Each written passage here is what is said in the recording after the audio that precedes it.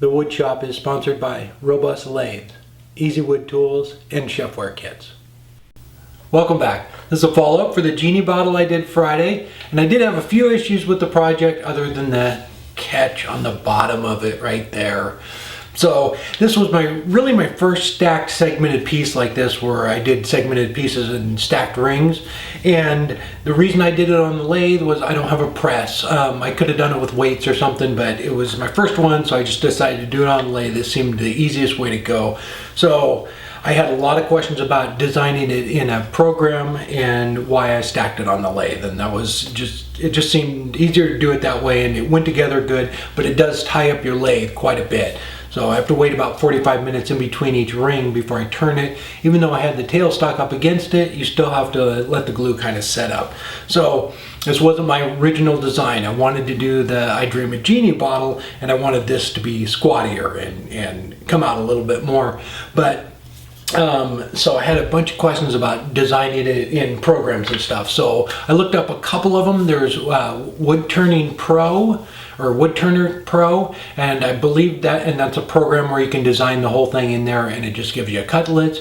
And then the other one, I don't know what the name of the program is. It's segmentedturning.com. But I'll put a link down to both those below if you want to take a look at them. And if you use a different program, please leave it in the comments and let me know and what you think of it, and maybe we can help everybody out and find a good one.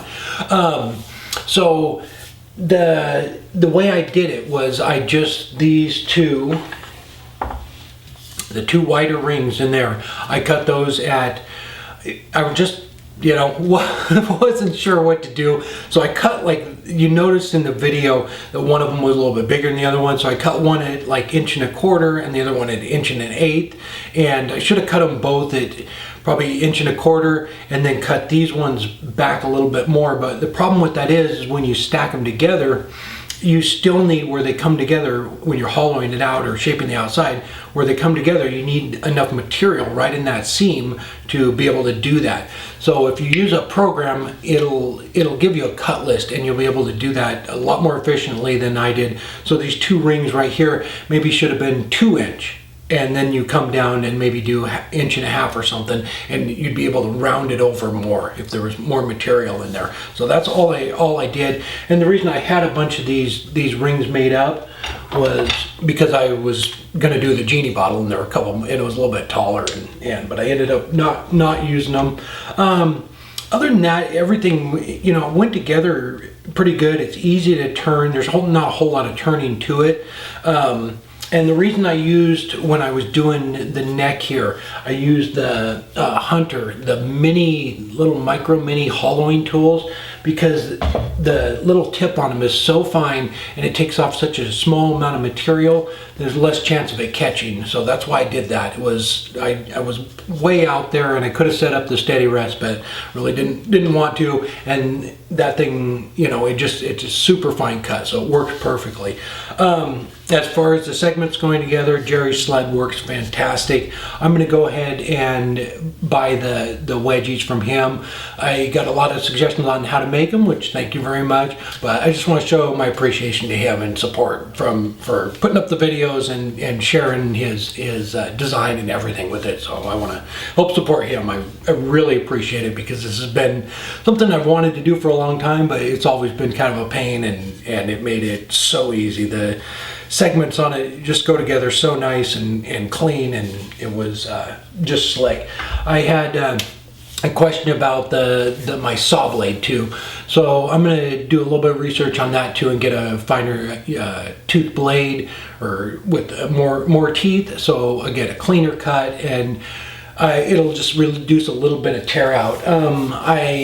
So what you do is, after you cut your pieces, you just sand the very edge of them, just the little rough spot on them, and then just glue them straight together. Don't sand the faces of them. If you go too far, it'll screw it up. So I would just sand off the little burrs and glue it together. And I just use hose clamps for that. And there's a lot of different ways to do this, and gonna play around with tilting the blade a little bit too and get into some different stuff. So I'm probably gonna build a press to glue the blanks together off the lathe, because it does tie it up and you're just kind of standing around waiting for glue to dry. But other than that, it works fantastic. And if you just kind of want to get into it a little bit, maybe just glue them together on the lathe and just try it out and see how you like it first before you go to all the trouble building a glue press for it. But it was a lot of fun. I really enjoyed it. And I think I don't think I had any more questions about the segmenting. I think that was about it.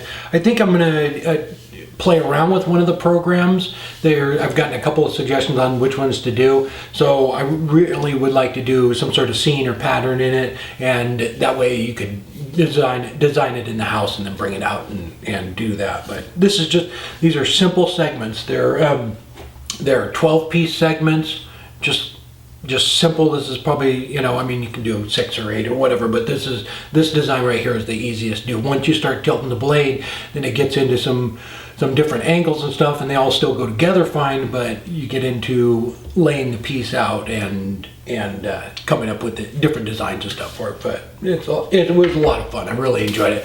All right, I wanted to share some pictures and a video with you. Yuval did a video last week.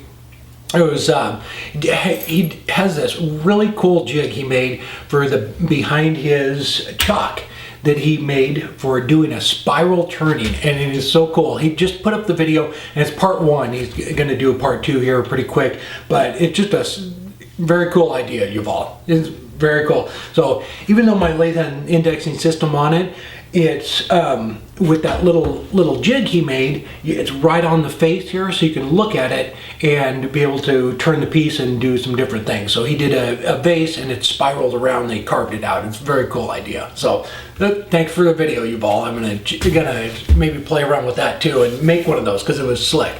All right, and I want to share some pictures. Jonathan, he put a collage together. These are all his turnings. Very nice. And Skip and Jennifer sent me this one. It's a pin they did, and they're getting into doing some high-end pins. They did this one for a friend. Very nice. And Grace did poppy flowers.